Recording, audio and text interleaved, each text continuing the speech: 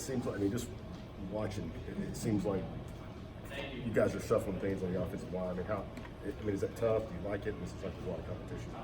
I like it. It's really just developing like healthy offensive line throughout the season because there's no way you can stick with the same five throughout the whole year. People get hurt, injuries happen every day. So it's great to develop a healthy, like cohesion offensive line at all positions. Where are you playing size? Right tackle?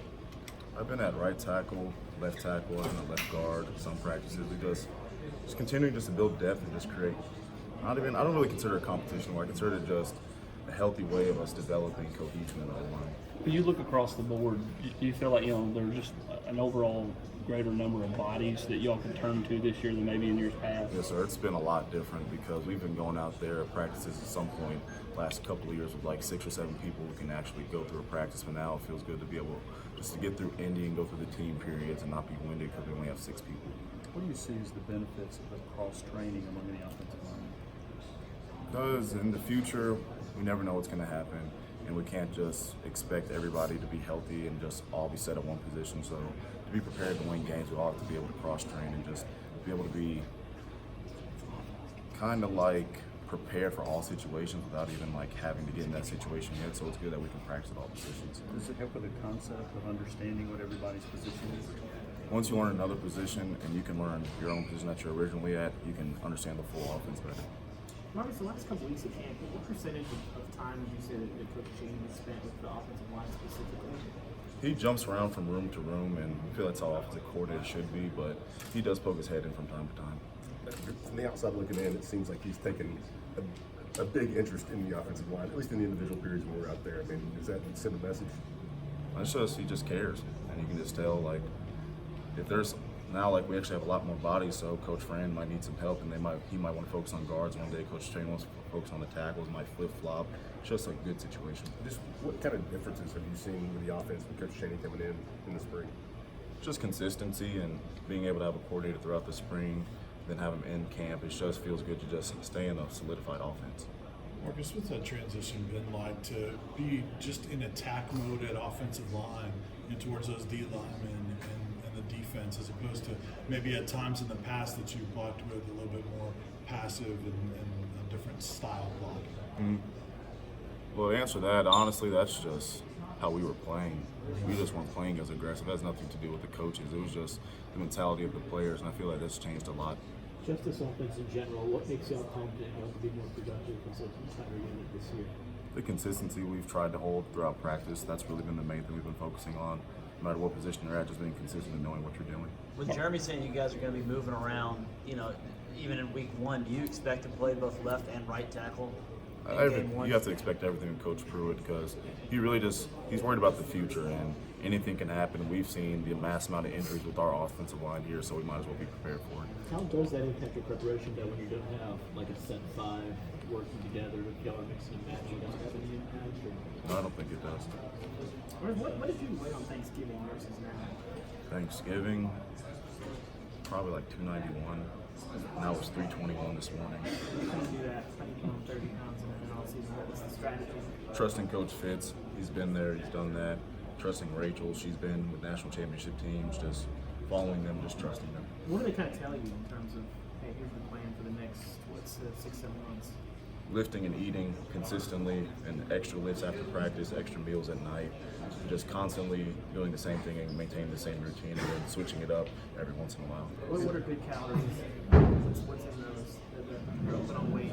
It's not bad. Honestly, all calories can help you. It's just how you train within, how you develop it, and keep stretching, and keep lifting, and keep running at the same time. And there's continuous bod pods and make sure you're putting on the right weight. Is there a will that you got tired of during this process? Not really. So what was your diet like? A lot of PB&J is a lot of just constant chicken breasts and just whatever Rachel really could develop for me from what Smokey's had downstairs. She just constantly had me like write it down and just keep eating, keep a food journal, and just continually just to keep doing it over and over and over. So like how many PB&Js per week or how many chicken breasts per week were you eating? At first, ridiculous, but now it's just been normal eating because I've maintained it well throughout camp, so it's pretty normal eating. Like ridiculous. Probably like 12 or 13 PB&Js. Yeah.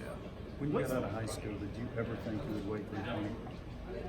I knew I could hold it on my frame because a lot of my friends that I've known that went to off the college if we were able to put on weight. So I knew it would take a process, but then it didn't help having completely different strength staffs every other year, and then different nutritionists and not having nutritionists. So it was good just to have a solidified group of staff around. So how much has it helped to have the same strength coach back then? That means a lot. Honestly, that's probably the big difference. They know our weights, they know our strengths, they know our weaknesses, they know how our bodies develop, they know what works for us, so that's been helpful. Is 320 the target, or where are you going? I passed my target a long time ago, so now that I've been moving well with it, just been trying to maintain. So they just kind of watch you and say, okay, well now we see opportunity slow down. Is it sort of a judgment call as you go along? Basically, is that how that works? I was originally in Breakfast Club, and then I came back, and then I was like 315. And What is like, breakfast? where you have to wake up early every day if you're not making weight or you're overweight. So then I was underweight, then I came back and I was right at my weight. So then they were just like fluctuating because I know they didn't want me to say like to lose weight and then I lose all my weight again. So they're just maintaining. What's the difference in how you feel now, 320 versus how you feel now? What's the difference when you do it on the field? I feel a lot more solid. The hits don't hurt as bad. I know when I was younger, the game, I just felt way more like sore after games, practice and everything. Now I just feel like it's just normal practice. Do you still feel like you have the, kind of agility, mobility that made you kind of a prospect to begin with at your frame? Yeah, it's changed throughout the offenses, but yeah, nothing's changed really. And as a guy who's a veteran who started, who's played a lot, how much motivation did you get when Tennessee signed two of the top high school offensive tackles in the country last year? Does that even register with you?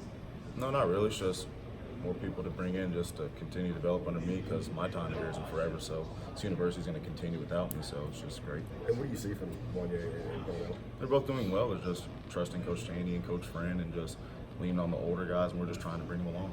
Marcus, you talked about the mentality that this offensive line has changed a little bit. Specifically with you, can you see a difference in the way you play and how aggressive you are compared to a year ago? Just tired of losing. It's really embarrassing to go out there and just everybody just blaming it on us, and just usually is our fault most of the time. So it's just want to make a difference. Just don't want to be that whole excuse of why we're losing, why this university's falling apart. So You said previously that yes, sir.